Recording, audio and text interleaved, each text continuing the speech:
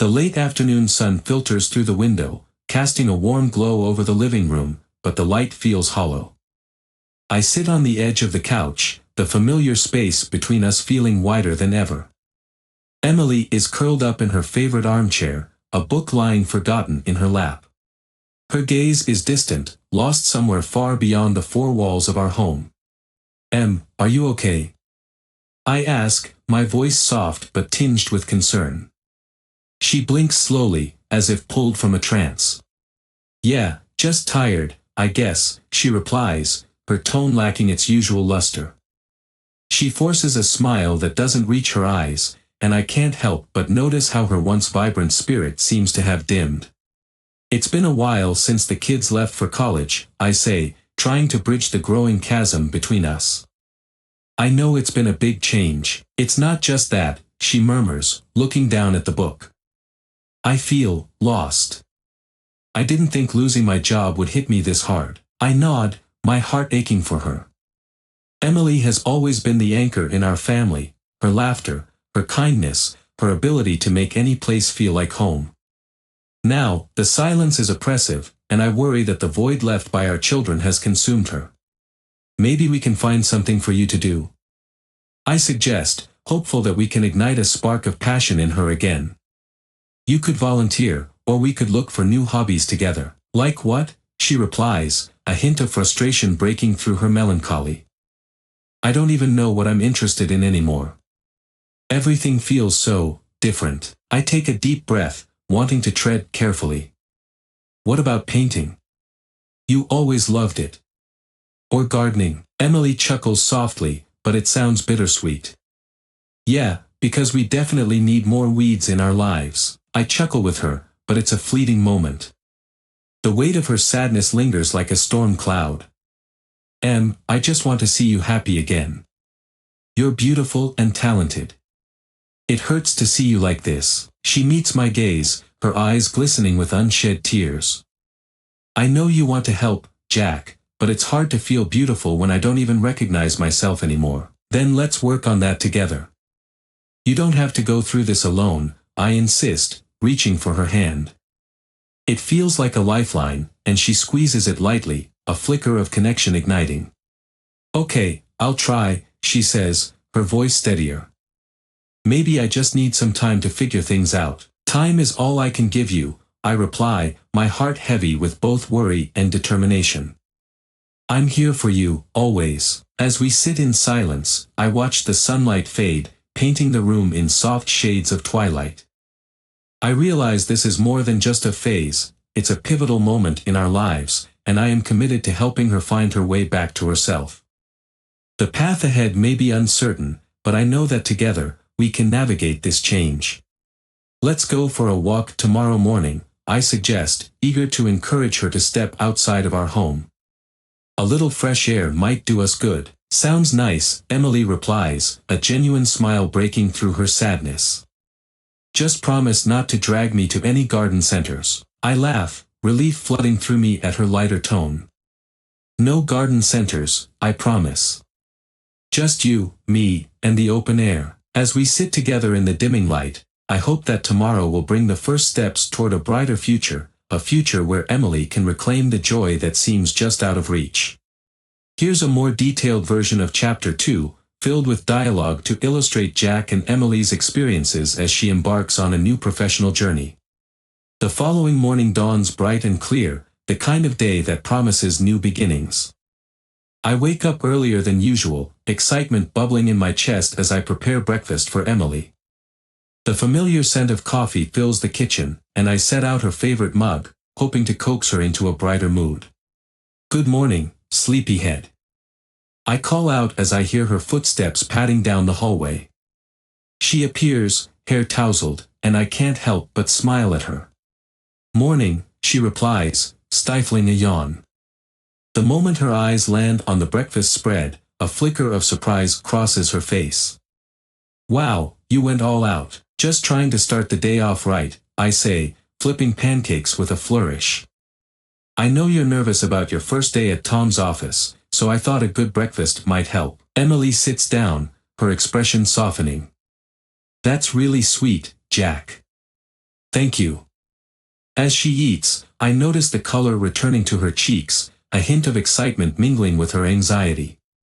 After breakfast, I help her get ready. As she stands in front of the mirror, I watch her carefully choose an outfit, something that fits her newfound confidence yet still feels comfortable.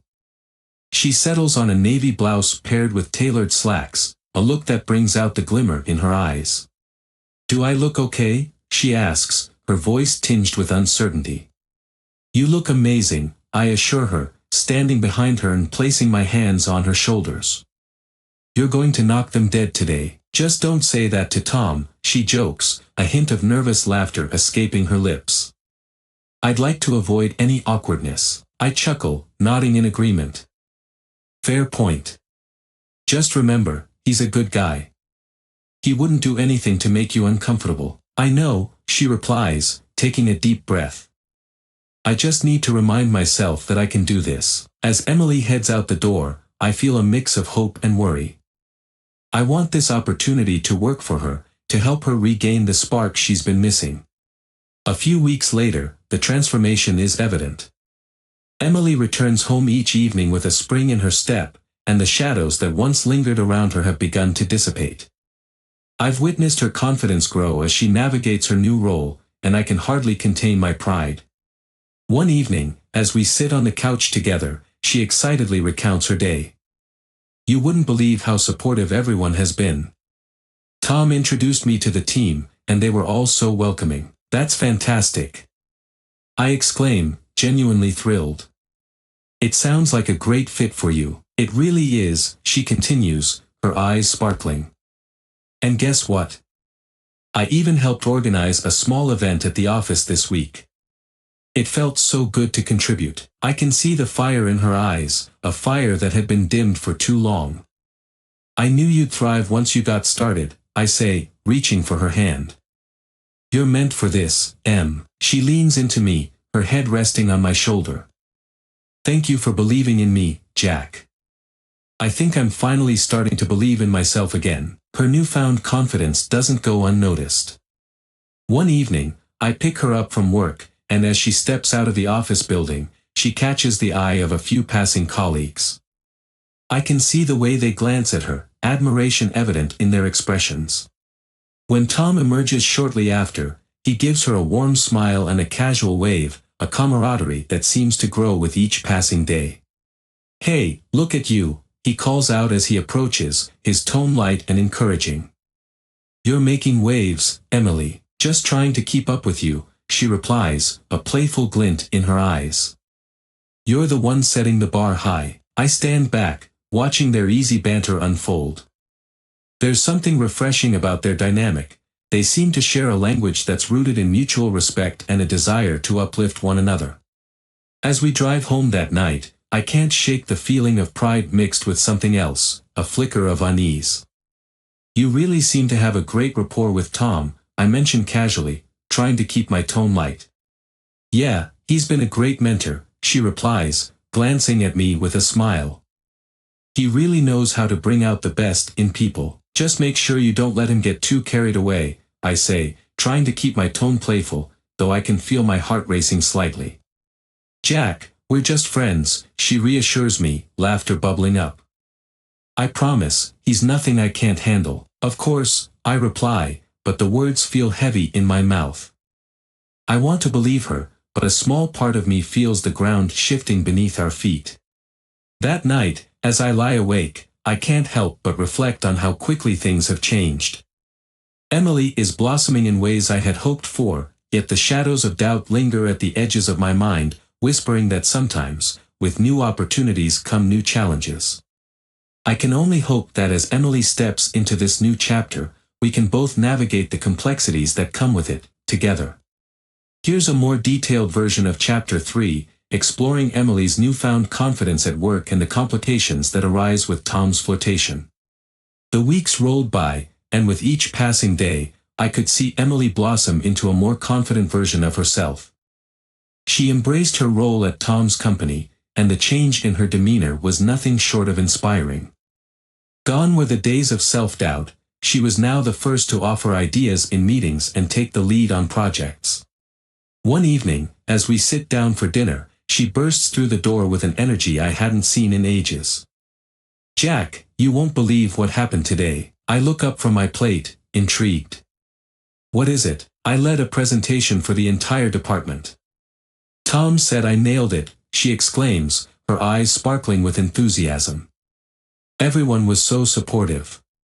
I even got a round of applause." "That's incredible, Em." I respond, my heart swelling with pride. "I knew you'd do great. You were always the best storyteller." "Thanks." "And Tom? He really knows how to motivate people. He made me feel like I could take on the world," she says, her smile radiant. But in the back of my mind, I can't shake the twinge of unease.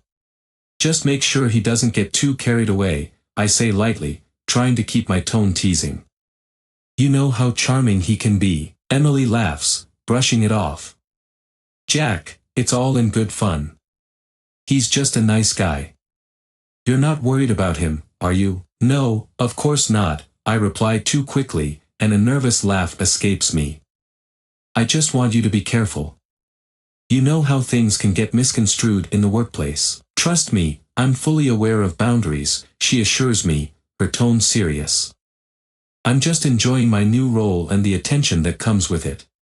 It's refreshing to feel valued again." The conversation shifts back to lighter topics, but I can't shake the lingering concern. I'm happy for Emily, but I also feel a sense of unease. Tom's easy demeanor and the way he encourages her make me wary, and as the days go by, that wariness turns into a nagging worry. A few days later, I drop Emily off at the office and catch a glimpse of her laughing with Tom just inside the entrance. He leans against the doorframe, his casual posture radiating confidence. I watch as he leans in slightly, his hand gesturing animatedly as she responds with a grin, her laughter ringing out like music. A knot tightens in my stomach. Later that evening, I can't help but bring it up. "You seem to have a lot of fun at work today," I say, keeping my tone light but feeling a heaviness behind the words. "Oh, we were just brainstorming ideas for the upcoming project. Tom has some great concepts," Emily replies, her voice bright. "Right," I say, unable to hide the tension in my voice. "He seems to be quite the motivator." Emily catches the hint of jealousy in my tone. "Are you really worried about Tom?" "He's just a friend, Jack. We work well together." "I get that," I say, running a hand through my hair in frustration. "But he's also a guy who knows how to charm his way around people.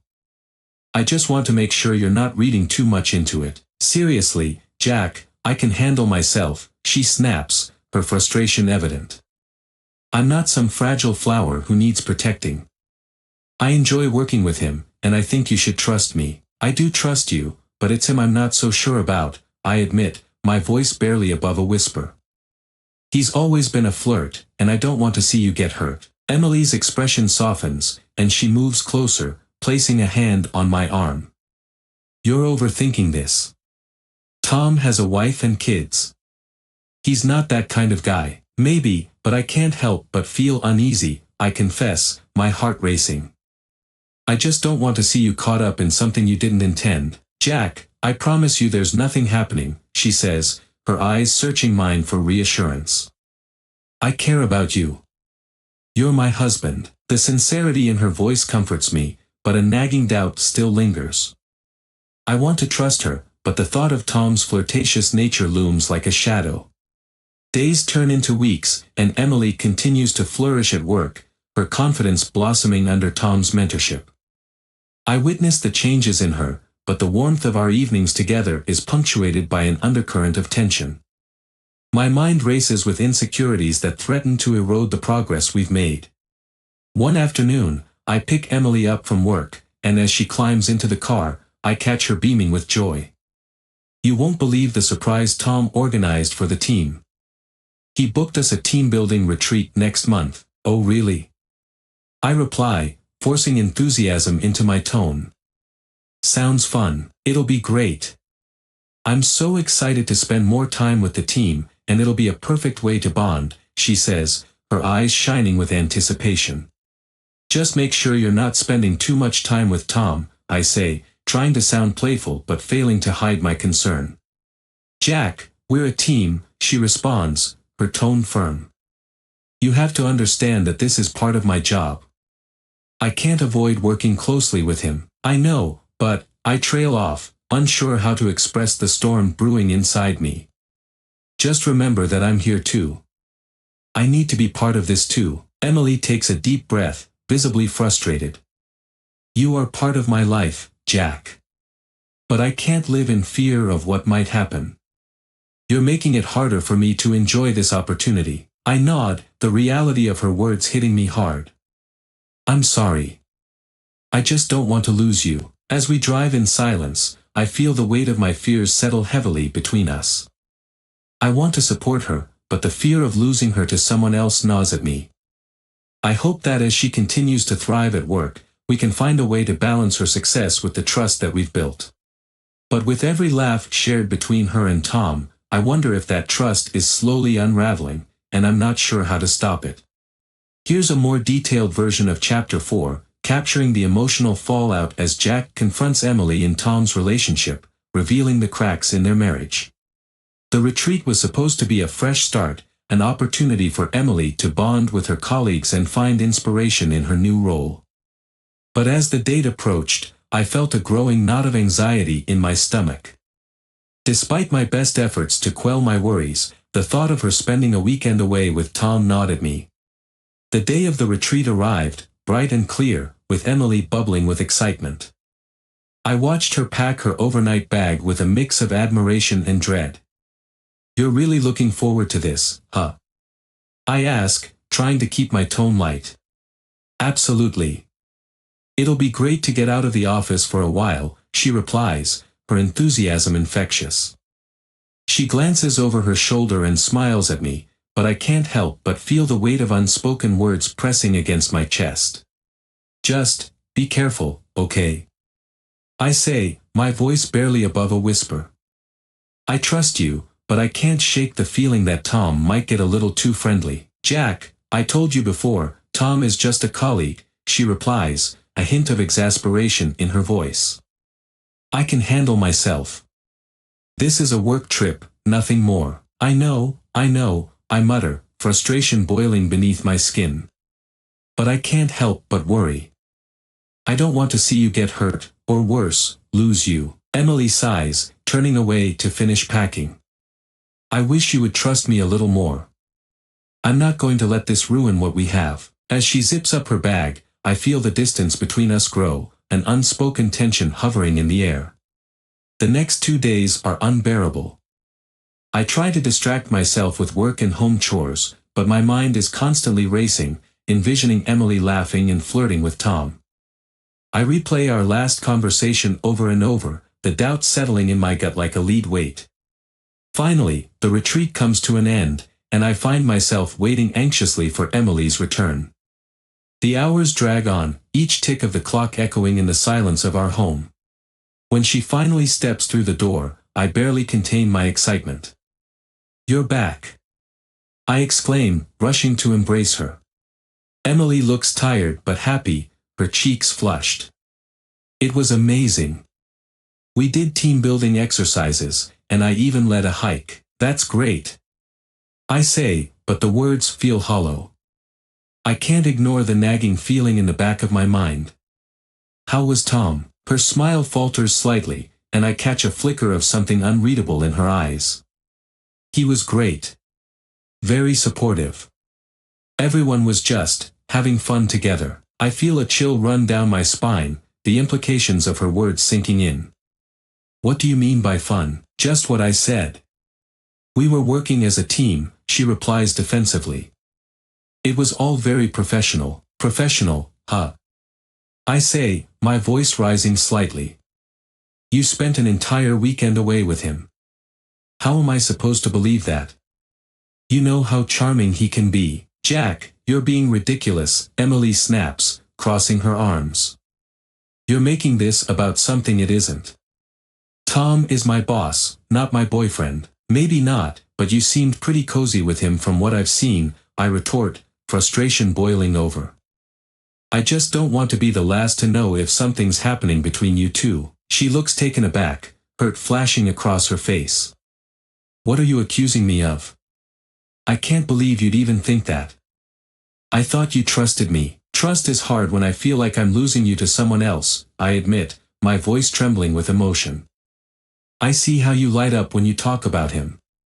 It's like I don't even recognize you anymore. Jack, you need to stop, she exclaims, throwing her hands up in exasperation. I'm still the same person. Just because I'm more confident doesn't mean I'm abandoning our life together. I shake my head, feeling overwhelmed. I want to support you, Em. But it's hard when I feel like I'm competing with Tom for your attention. Competing? This isn't a competition, she shouts, tears welling in her eyes. I'm trying to find my way, and instead of being happy for me, you're pushing me away, because I'm scared. I'm scared of losing you. I shout back, the words erupting before I can stop them. Silence hangs in the air, thick and suffocating. We stare at each other, the reality of our situation crashing down around us. The love we once shared now feels strained, tangled in a web of jealousy and misunderstanding. I can't keep doing this, Emily says, her voice trembling. I need you to trust me, Jack. If you can't do that, I don't know how we can move forward. I start, but the words die on my lips. I watch as she pulls away from me, her eyes filled with hurt and disappointment. I need some time to think, she says quietly, grabbing her bag and heading towards the bedroom. As the door clicks shut behind her, I feel an emptiness settle in my chest. The reality of our situation sinks in, and I'm left alone in the living room, the air heavy with unresolved tension. I never wanted to be the one pushing her away, but the fear of losing her feels all-consuming. In that moment, I realize that our marriage is at a breaking point, and unless we confront these issues head-on, we risk losing everything we've built together. I sit on the couch, staring blankly at the wall, my heart racing with fear and regret. The future looms before me, uncertain and fraught with challenges, and I know that if we're going to survive this, we need to face the truth, together.